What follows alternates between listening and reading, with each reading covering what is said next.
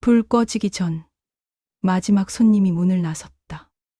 머신에서 남은 증기가 낮게 숨을 뱉고 머그잔끼리 가볍게 부딪히는 소리가 카운터 안을 맴돌았다. 그때 그는 조용히 말했다. 사장님, 위 선반 잔 제가 내려드릴게요. 좁은 카운터. 내가 반걸음 물러서려는 순간 그의 팔이 내 옆구리를 스쳤다. 그리고 허리 쪽으로 짧고 단단한 감촉. 숨이 아주 잠깐 멎었다. 나는 본능적으로 잔을 더 꽉 쥐었다. 컵이 챙 하고 가늘게 울렸다. 죄송합니다. 공간이 좁아서요. 그의 목소리는 낮게 떨렸고 나는 아무 말도 하지 못했다. 얼굴이 달아오르는 느낌. 28년 결혼 생활 내내 잊고 살던 감각이 잠깐 고개를 들었다가 다시 숨어버렸다. 안녕하세요. 저는 이은주 53세입니다. 동네에서 작은 카페를 운영하고 있습니다. 원래 나는 커피와 거리가 멀었습니다. 3년 전 남편이 직장에서 잘리기 전까지는 이유는 입에 올리기도 민망한 직장 내 불륜. 지금 생각해보면 직장 내 불륜이라는 게 참 아이러니합니다. 본격적으로 제 이야기 시작하기 전에 영상 오른쪽 아래 구독, 좋아요 눌러주세요. 모두 무료입니다. 여러분의 관심이 영상 제작에 커다란 힘이 됩니다. 그럼 이야기 시작하겠습니다. 그날 이후 그는 집에 붙어 있는 삼식이가 되었고 미안함 대신 자격지심으로 나를 쏘아보고 내 컴플렉스를 건드리기 시작했다. 당신은 나이를 먹어도 그대로 내 가슴만 커서 그런지 둔해 보인다. 옷 좀 신경 써 주책스럽게. 그 말이 내 어깨를 평생 구부려 놓았고 거울을 보면 먼저 시선을 피했다. 미워도 같이 먹고 살아야 하니 이제 내가 남편 대신 돈을 벌어야 했다. 그래서 늦은 나이에 바리스타 자격증을 땄고 남편의 퇴직금으로 이 가게를 열었다. 첫 해는 하루 12번 접고 싶었지만 손님들이 사장님, 오늘 커피 향 너무 좋아요. 한마디에 버텼다. 며칠 전 혼자 머신기 청소를 하다 손목을 삐었다. 그때 깨달았다. 혼자는 무리라는 걸. 급히 알바를 뽑기로 했다. 그리고 오늘 그가 들어왔다. 태호 38. 이력서는 단정했고 말투는 또렷했다. 원두 포대를 번쩍 드는 모습을 보며 나는 첫날부터 이상하게 안심했다. 힘을 쓰는 일이 자연스러운 사람. 그리고 예의가 몸에 밴 사람. 점심 피크가 끝나고 둘이 늦은 식사를 했다. 사장님, 손목은요? 얼음팩 좀 만들어 드릴까요? 괜찮아요. 고마워요. 무거운 건 제가 들게요. 카운터 안은 좁으니 조심하시고요. 그가 내 손등에 얼음팩을 얹어 주었다. 순간 그의 시선이 내 상체에 스치고 지나갔다. 나는 무의식적으로 어깨를 오므렸다. 그런데 그는 곧장 컵 진열의 수평을 맞추며 시선을 거두었다. 아무 말도 하지 않았다. 가벼운 호기심도 싸구려 농담도 없었다. 그게 오히려 낯설게 따뜻했다. 저녁 마감 카운터 안쪽 선반에서 잔을 내리다 다시 그와 어깨가 닿았다. 이번엔 내가 먼저 물러섰다. 미안해요. 내가 아직 동선을 덜 익혀서. 아닙니다. 제가 익히겠습니다. 그는 웃지 않았다. 대신 정말로 동선을 새로 익혔다. 내가 덜 움직여도 되도록. 스팀 피처는 내 손높이에, 무거운 시럽통은 바깥 선반에. 사장님, 이렇게 두면 손목에 덜 무리해요. 말보다 먼저 움직여 놓고서야 설명하는 사람. 문 닫을 시간이 되어 불을 하나씩 끄는데 나는 아까의 그 감촉이 다시 떠올랐다. 착각일까? 아니면 사장님, 네. 내일 아침 시장은 제가 다녀올게요. 물건 리스트만 주세요. 괜찮아요. 원래 제가 손목은 한 번 쉬어야 낫습니다. 커피는 제가 배울게요. 나는 고개를 끄덕였다. 그럼 내일 조금만 일찍 와요. 네, 셔터를 절반쯤 내리며 바람막이 커튼이 가볍게 흔들렸다. 유리문에 겹친 우리의 그림자가 잠깐 포개졌다가 곧 갈라졌다. 나는 숨을 길게 내쉬었다. 오늘 하루의 마지막 냄새는 에스프레소 크레마가 아니라 낯선 안도감이었다. 집으로 돌아가는 길, 손목은 묵직했고 마음은 기묘하게 가벼웠다. 허리 쪽으로 스쳤던 그 단단한 느낌. 나는 고개를 저었다. 서로에 대해 아는 건 이름과 나이, 그리고 일하는 호흡 정도. 하지만 이상하게 내일 아침 문을 올리는 손에 힘이 더 생길 것만 같았다. 아마도 오늘 들은 한 문장 때문일 거다. 무거운 건 제가 들게요. 카운터 안은 좁으니 조심하시고요. 누군가가 나를 먼저 배려해 준 건 참 오래간만이었다. 그리고 그 배려가 나를 아주 천천히 그러나 분명히 다시 여자로 돌아오게 한다는 걸 나는 모른 척했다. 다음 날 점심 피크가 끝나고 매장은 한산해졌다. 설거지 소리 대신 원두 향만이 잔잔하게 남아 있었다. 나는 늘 혼자 남은 밥을 대충 때우곤 했는데 오늘은 달랐다. 태호 씨가 앞치마를 벗으며 말했다. 사장님, 같이 드시죠. 혼자 드시는 거 불편하시잖아요. 순간 멈칫했다. 남편은 한 번도 같이 밥 먹자는 말을 먼저 꺼낸 적이 없었다. 늘 TV 앞에서 혼자 밥을 비웠다. 나는 모르게 웃음이 새어나왔다. 그래요. 그럼 간단히라도. 우린 카페 구석 테이블에 앉았다. 소박한 김치찌개 도시락을 꺼내는데 태호가 내 손을 잠깐 붙잡았다. 사장님, 손목이 아직 부어 있네요. 괜찮아요. 자주 쓰면 금방 풀리니까. 이럴 때는 풀리는 게 아니라 더 악화됩니다. 무거운 건 절대 들지 마세요. 그는 단호했다. 그러면서 얼음팩을 가져와 내 손등 위에 올려주었다. 얼음이 스치자 손끝에서부터 묘한 떨림이 퍼졌다. 나는 괜히 시선을 다른 데로 돌렸다. 그런데 시선 끝에 비친 건 내 몸이었다. 나는 오랫동안 내 큰 가슴 때문에 불편했다. 남편은 늘 그걸 들먹였다. 촌스럽다. 보기 싫다. 옷 좀 제대로 입어라. 그래서 항상 헐렁한 옷으로 가리고 어깨를 움츠리고 살았다. 그런데 태호 씨의 눈빛은 달랐다. 짧은 순간이었지만 피하지 않았다. 부끄럽게 바라본 것도 아니었다. 그저 여자로서 나를 바라본 듯 했다. 나는 당황해 얼른 김치찌개 뚜껑을 열었다. 밥 식겠네요. 얼른 드세요. 그는 잠시 미소 짓더니 젓가락을 들었다. 한동안 우리는 말없이 밥을 먹었다. 그런데 고요한 공기 속에서 이상하게 마음이 편안했다. 나도 모르게 입이 열렸다. 저 사실 제 몸이 조금 부끄러워요. 남편이 항상 뭐라고 해서 늘 움츠여 다녔거든요. 태호 씨도 그래서 자꾸 쳐다보는 거죠. 다 알아요, 보기 흉한 거. 내 목소리는 점점 작아졌다. 그 순간 태호 씨가 젓가락을 내려놓았다. 그리고 조용히 말했다. 은주 사장님, 그건 전혀 부끄러운 게 아닙니다.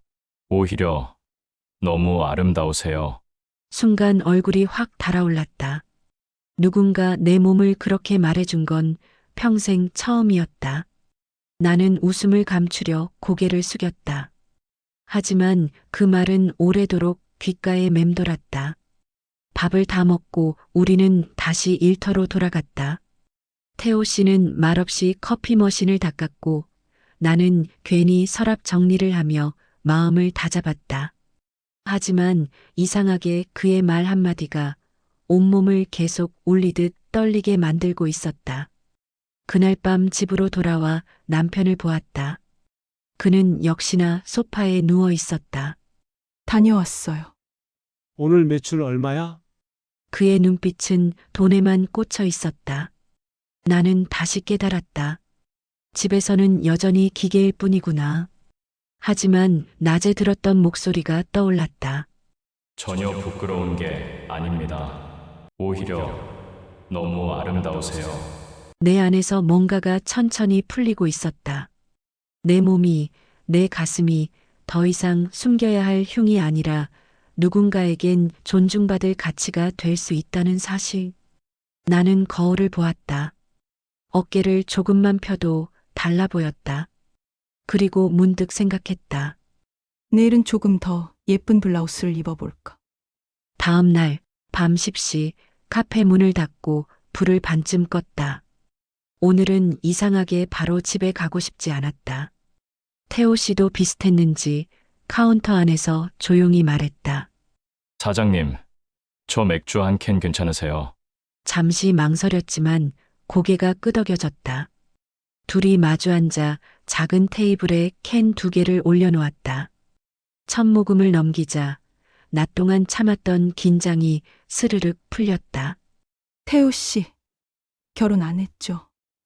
했었습니다. 나는 놀라서 눈을 크게 떴다. 했었다는 게. 네. 2년 전에 이혼했어요. 그는 한참 잔을 굴리다가 낮은 목소리로 말을 이었다. 20살 때 술자리에서 큰 실수를 했습니다. 딱 한 번의 만남이었는데 아이가 생겼어요. 책임져야 한다고 생각했고 그래서 결혼을 했죠. 나는 입술을 깨물었다. 흔히 있는 일 같지만 그의 표정은 훨씬 무거웠다. 아이 때문에 시작했는데 정작 부부로서는 한 번도 제대로 시작하지 못했습니다. 무슨 뜻이에요?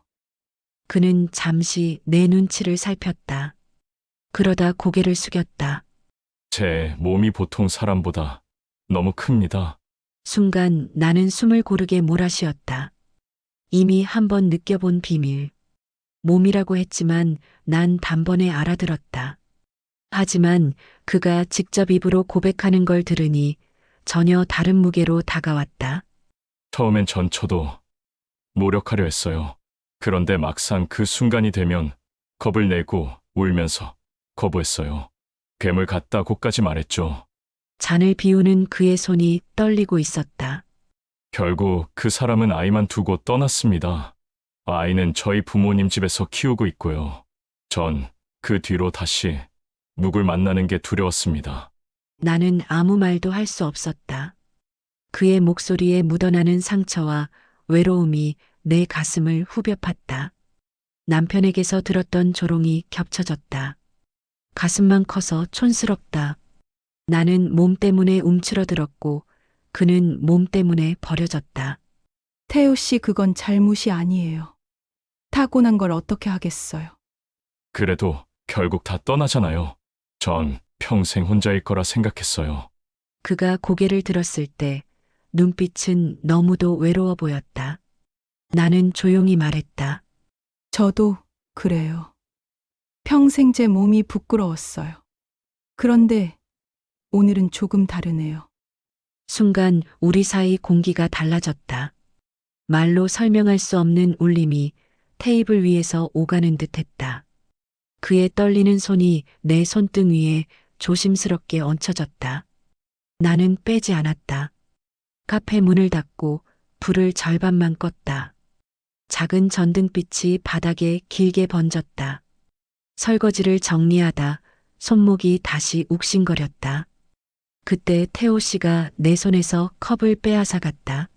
사장님, 제가 할게요. 이제 그만 쉬세요. 괜찮아요. 원래 제 일이에요. 아니에요. 다쳤잖아요. 그 순간 우리 손이 겹쳤다. 젖은 물기 때문에 서로 손끝이 미끄러졌지만 오히려 더 오래 맞닿았다. 숨이 걸려 목구멍에서 멈췄다. 눈이 마주쳤다.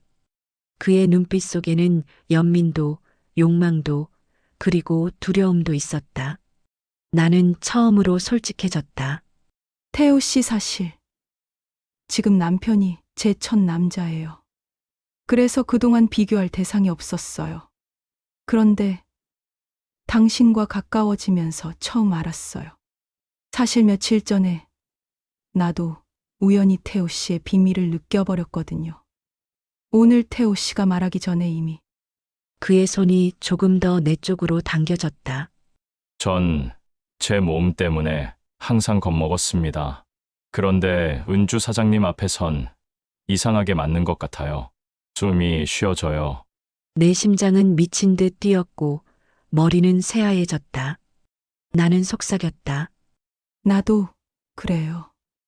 태호 씨와 있으면 부끄럽던 내 몸이 더 이상 흉이 아니라는 걸 알게 돼요. 오히려 태호 씨의 시선이 싫지 않았어요. 순간 컵이 덜컥 소리를 내며 선반에서 흔들렸다. 불빛이 흔들렸고 우리의 그림자가 하나로 겹쳤다. 그의 품이 다가왔다.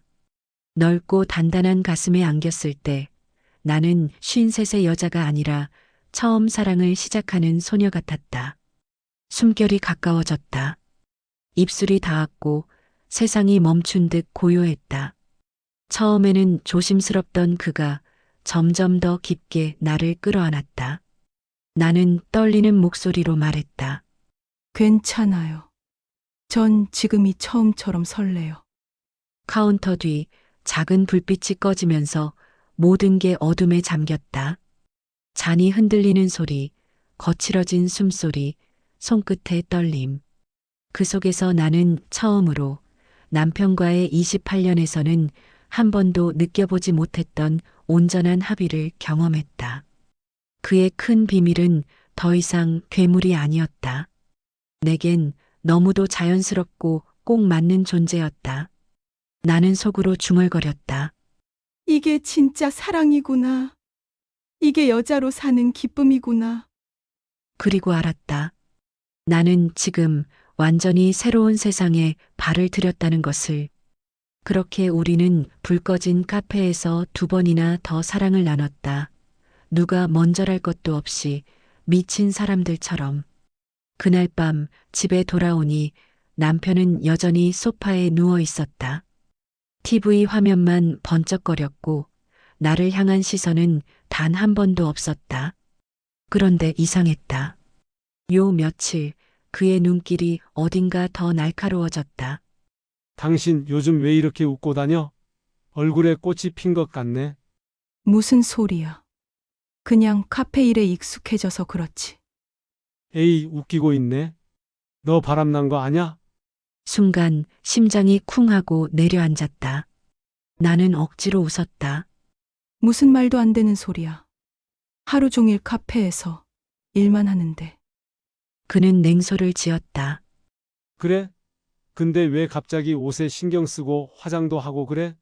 그 부담스러운 가슴 좀 가리라고 했더니 요즘은 더 드러내고 다니더만. 나는 순간 화가 치밀었지만 꾹 참았다. 이건 그냥 손님 상대하니까. 단정이 있는 거야. 거짓말하지 마. 난 네게 너무 커서 같이 다니는 게 죽도록 창피했거든. 근데 그게 좋다는 놈들이 있겠지. 안 그래? 그의 눈빛에는 자격지심과 분노가 얽혀 있었다. 나는 그제야 깨달았다. 그가 나를 무시하고 멀리했던 이유. 그의 작은 비밀 때문이었다. 태호를 만나고 깨달았다. 남편이 너무 작고 초라해 보였다. 결혼 초반 몇 번의 시도 후부터 그는 아예 나를 거부했다.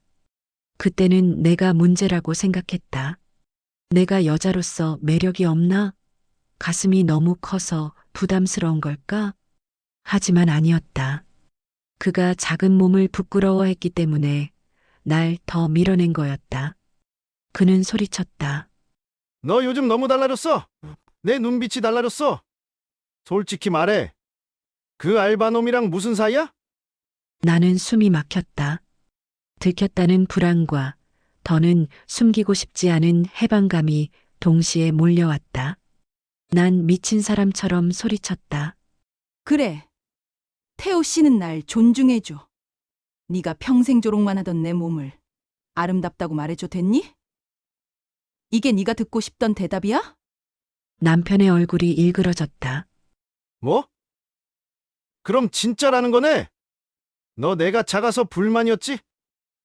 그래서 날 버리고 그 놈한테 미친 거지?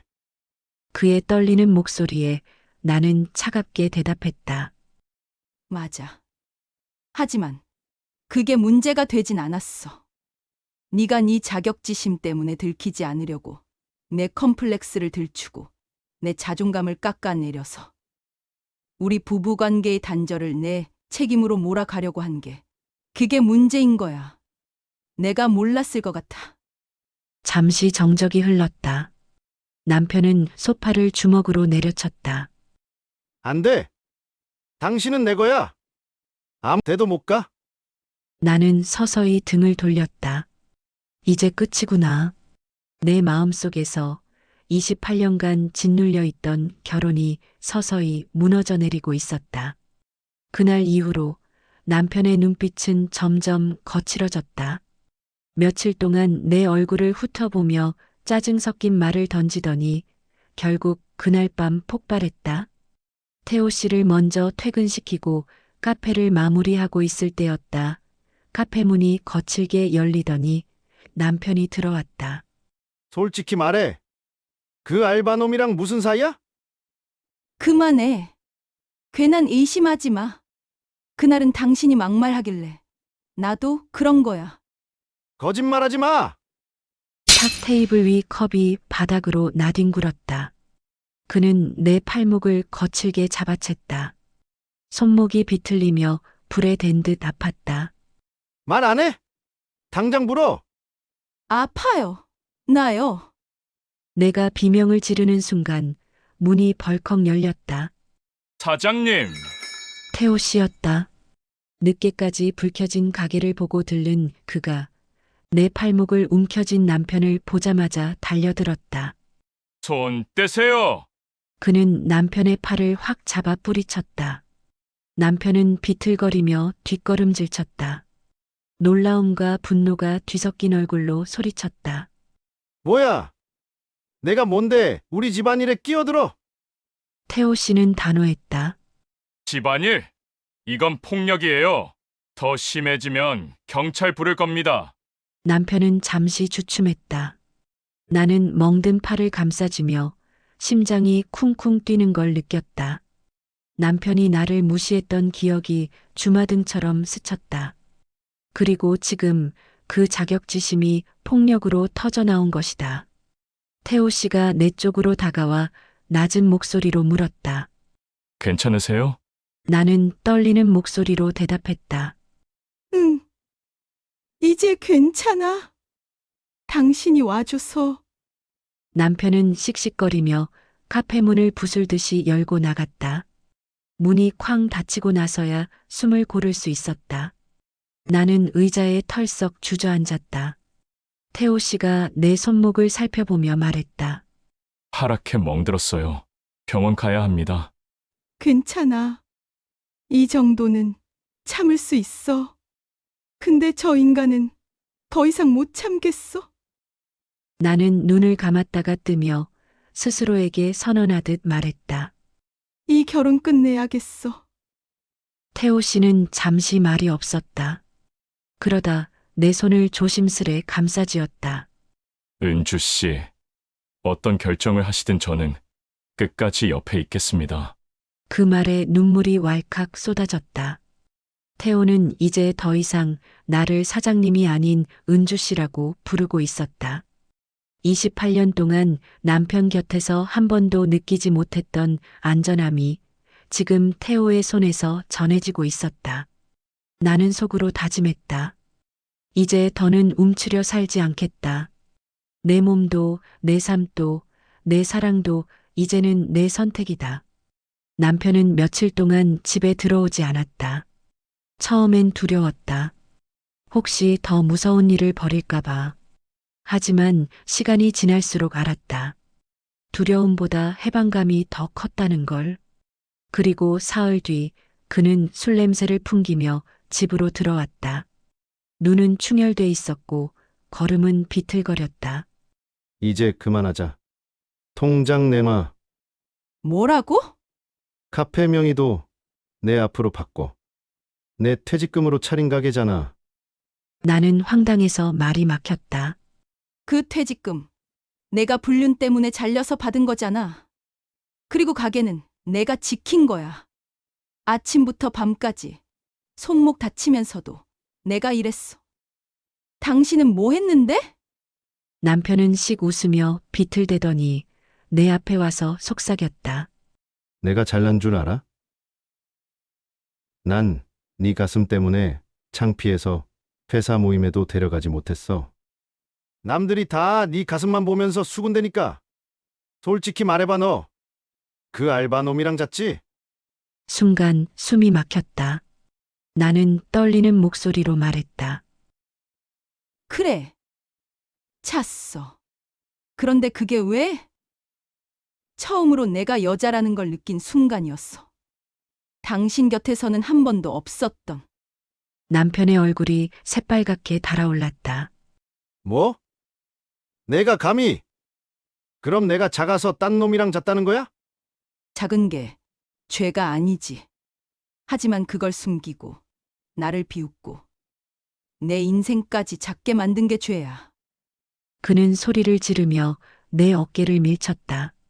순간 문이 벌컥 열리고 태호 씨가 뛰어들어왔다. 이은주 씨, 괜찮아요? 태호 씨. 남편은 태호 씨를 노려보며 비아냥거렸다.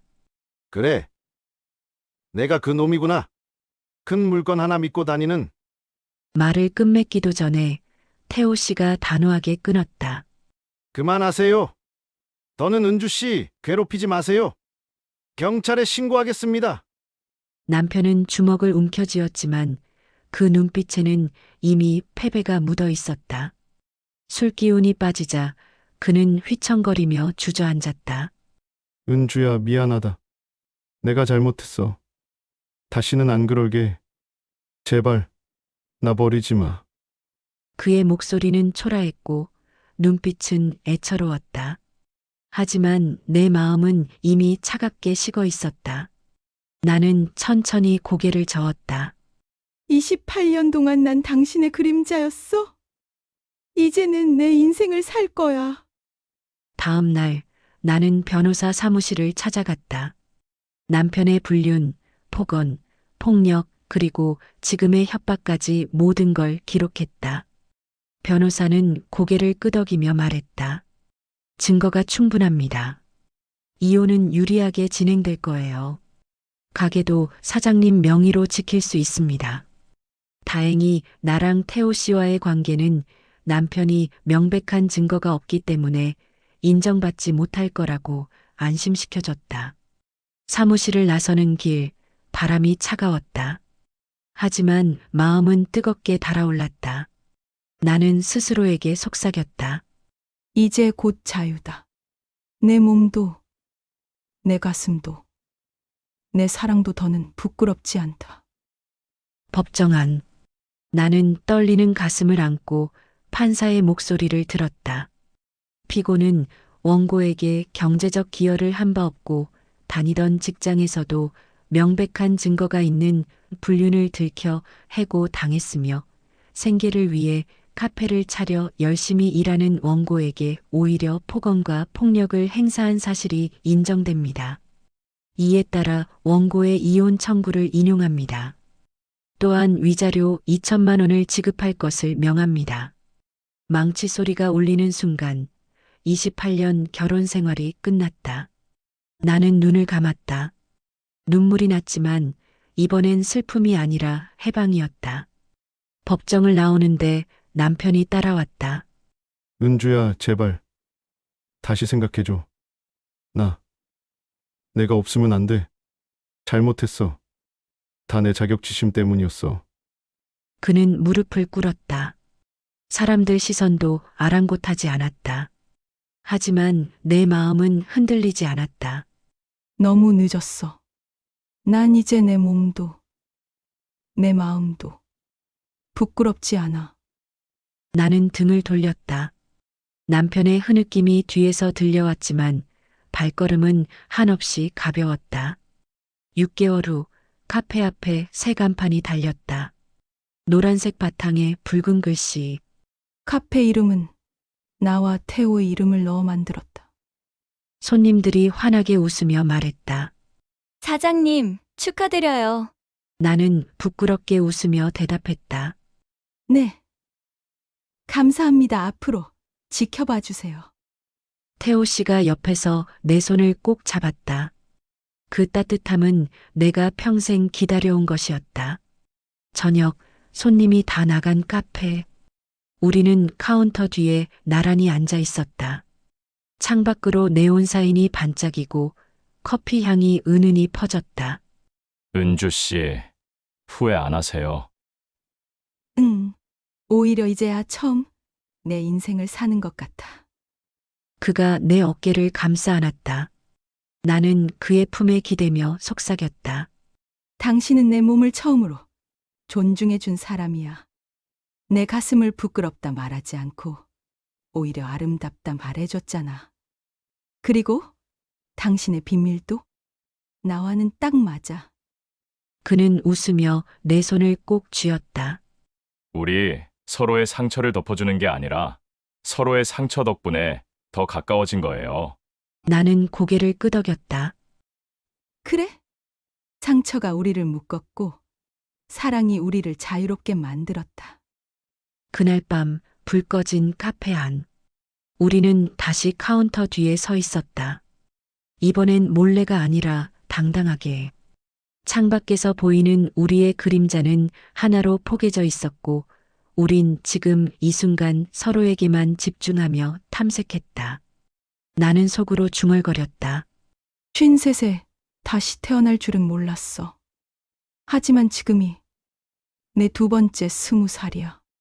그리고 이 사람과 함께라면 남은 날이 너무나 설레. 여러분, 저는 이제 압니다. 여자는 나이와 상관없이 사랑받을 자격이 있고, 남자는 크고 작음이 아니라 마음의 크기로 사랑을 증명한다는 것을. 내 인생의 두 번째 봄, 이제는 부끄럽지 않은 가슴으로, 이제는 숨기지 않아도 되는 사랑으로 살아갑니다. 여기서 이은주 씨의 이야기는 끝납니다.